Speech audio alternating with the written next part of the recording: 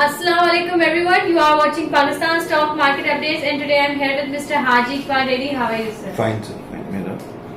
Sir आज आप बताएं कि मार्केट के बारे में आपके क्या व्यूज हैं, क्योंकि डॉलर तो जैसे कल भी देखा जाए तो 3 रुपए से जल्दी इंक्रीज हो गया, मीन्स ये डेली इंक्रीजिंग ही हो रहा है, 242, 245 पे भी पहुंच गया है। तो आपके क्या व्यूज इस बारे में कि आगे मार्केट पे इसका क्या इम्पैक्ट होगा?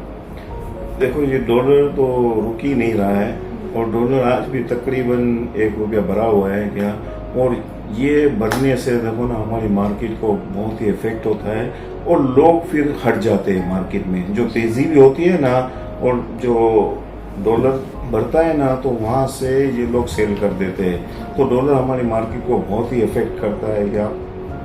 और ये पता नहीं है कि क्यों continuously for the last 15 days ये गेन ही कर रहा है, 3 रुपये, 4 रुपये, 5 रुपये। तो ये बहुत ही मार्केट को नुकसान भी पहुंचाता है।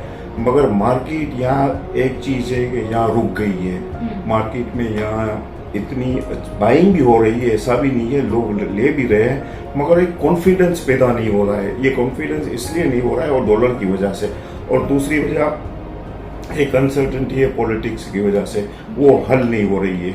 उसको हम इतने दिन हो गए, कभी वो अपोजिशन क्या बोलती है, प्रेजेंट गवर्नमेंट क्या बोलती है, या चीजें हल हो जाएगी ना तो मार्केट यहाँ से चलेगी।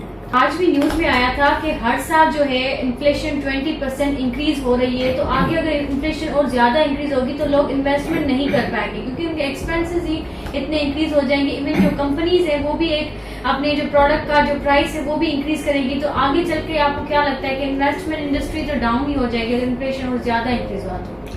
ये देखो बात सही है, क्योंकि इन्फ्लेशन इतना बढ़ गया है और आगे का तो हम कुछ कह नहीं सकते। यहाँ प्रेजेंट पर ही लोगों की परचेसिंग इतनी मुतासिर हुई है कि बहुत ही, देखो ना पाकिस्तान के अंदर तकरीबन 80 to 85% वो बेचारे बहुत मार खा गए हैं और उनकी परचेसिंग बिल्कुल खत्म हो गई है, और जो खर्चा था ना वो 3 गुना बढ़ गया है। हाँ। तो यहाँ भी देखो ना इन्वेस्टमेंट निकल रही है, क्योंकि लोगों को रुपए चाहिए, तो उसकी वजह से इन्वेस्टमेंट भी नहीं आ रही है, इन्फ्लेशन बढ़ रही है, खर्चे लोगों के बढ़ रहे हैं। तो ये चीजें देखो ना, ये पाकिस्तान में भी है और पूरी दुनिया के अंदर, आप यूएसए में चले जाएं, हर जगह।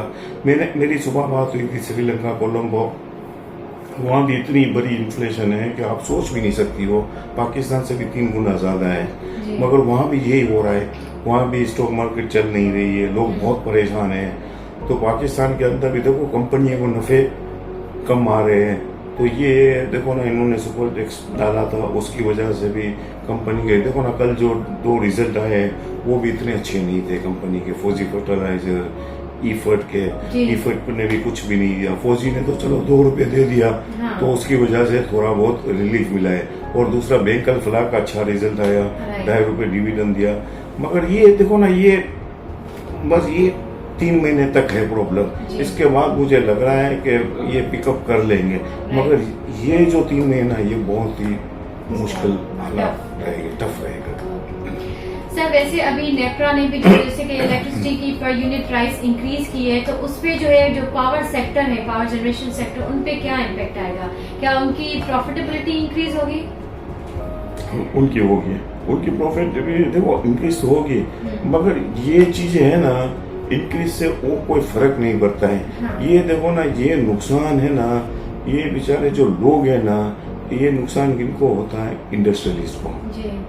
इंडस्ट्रियल को इतनी मार पड़ेगी। और देखो ना गैस प्राइसेस इतने बढ़ गए हैं। आप देखो ना टोटल जो इंडस्ट्री चल रही है ना वो इलेक्ट्रिसिटी पर चलती है क्या, तो उसकी वजह से देखो ना एक साइड आप देखती हो ना, हाँ। तो वहाँ बहुत नुकसान हो रहा है क्या। तो मेरे हिसाब से तो ये देखो ना, इनको इतना नहीं बढ़ाना चाहिए, इसलिए कि बहुत इन्होंने इतना हाइप कर दिया है, तो मुझे लग रहा है थोड़ा इनको ये वापस डिसीजन ले लेना चाहिए। और सर जैसे कि इतनी अनसर्टेनिटी है कंट्री में, और तो बहुत सारे इन्वेस्टर्स का यही सवाल है कि इस अनसर्टेनिटी के वक्त में, या जब तक आईएमएफ का लोन नहीं आ जाता, जब तक ये जो सारे पॉलिटिकल सिचुएशन है स्टेबल नहीं हो जाती, तब तक उनकी क्या इन्वेस्टमेंट स्ट्रेटजी होनी चाहिए? क्या इस वक्त इनको शॉर्ट सेलिंग की तरफ जाना चाहिए, और क्योंकि अभी बहुत कम रेट पे शेयर्स मिल रहे हैं, तो क्या उनको लॉन्ग टर्म पे जाना चाहिए और शॉर्ट टर्म के लिए उनको होल्ड करना चाहिए?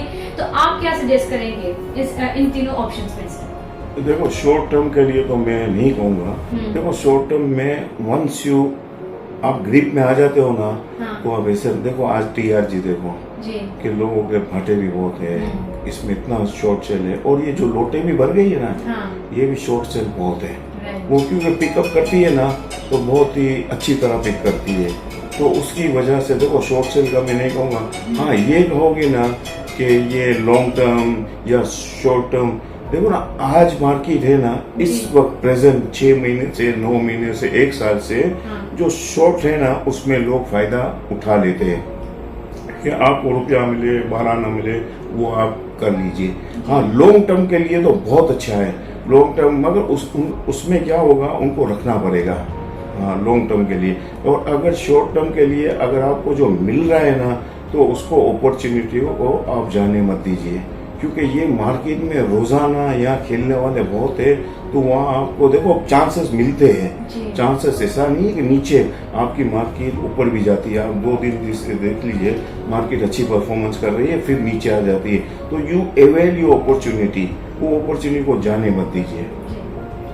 सर जैसे कि अभी कंट्री के हालात ऐसे हैं कि कहा जा रहा है कि पाकिस्तान डिफॉल्ट की तरफ भी जा सकता है, तो इस सिचुएशन में आप मतलब कैसे सजेस्ट कर सकते हैं कि आप लॉन्ग टर्म के लिए भी इन्वेस्टमेंट करें? ऐसा भी हो सकता है कि ये कंपनीज आगे चल के इतना कंट्री की हालत खराब हो जाए कि कंपनीज को भी शट डाउन करना पड़े, जैसे कि अभी पार्क सुजुकी मोटर्स कंपनी हो गई या टोयोटा हो गई, तो उन्होंने कहा है कि हम अपने कस्टमर्स को 100% जो उन्होंने पेमेंट की थी वो हम उनको वापस करेंगे, क्योंकि बाहर से इम्पोर्ट इनका नहीं आ रहा, और इम्पोर्ट आ भी रहा है तो इतना डॉलर इतना महंगा हो गया है कि इनको कॉस्ट बहुत ज्यादा इंक्रीज हो रही है। तो आप कैसे कह सकते हैं कि ये मतलब लॉन्ग टर्म के लिए भी इन्वेस्टमेंट करें?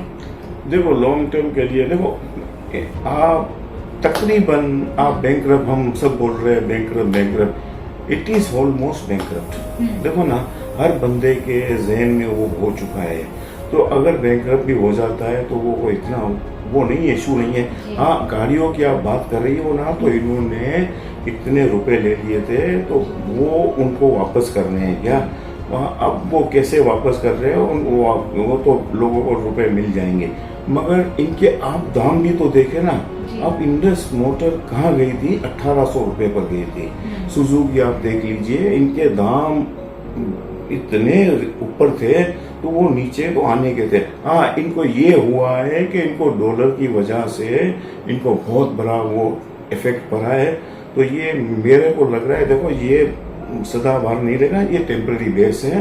ये अगर देखो IMF से अपनी डील हो गई है, बस वो एक IMF मतलब रिलीज नहीं कर रहा है। हाँ। जैसे IMF की रिलीज हो जाएगी ना, तो ये वापस ये सारी चीजें सही हो जाएगी, और ये गाड़ियों का आपके स्टॉक एक्सचेंज, मगर वो रिलीज नहीं हो रहे क्या ना। IMF से तरफ से बयान आ रहा है। देखो ना आज जनरल साहब ने भी बोला है, अमेरिका से रिक्वेस्ट की है कि प्लीज हमारा जल्द से जल्द वो कर लीजिए, क्योंकि पाकिस्तान क्योंकि इतना मुश्किल में जा रहा है कि आपका जो डॉलर है ना ये इसलिए बढ़ रहा है कि वो IMF से कोई अभी तक वो नहीं आ रही है, एक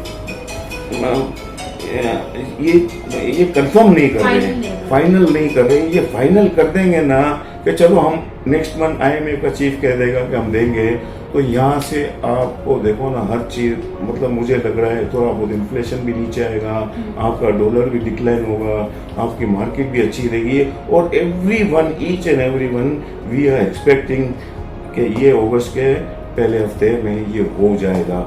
मगर कोई देखो ना आपका फाइनेंस मिनिस्टर, हमारा प्राइम मिनिस्टर, वो ध्यान उल्टे सीधे देते हैं ना, उसकी वजह से बहुत ही देखो ना डॉलर नहीं रुक रहा है, और ये चीजें इतनी फ्रेजाइल है, ये मार्केट भी फ्रेजाइल है, और लोगों को देखो ना लोगों ने डॉलर में बहुत अच्छे इन्वेस्ट करके कमाया है, तो वो डर नहीं रहे।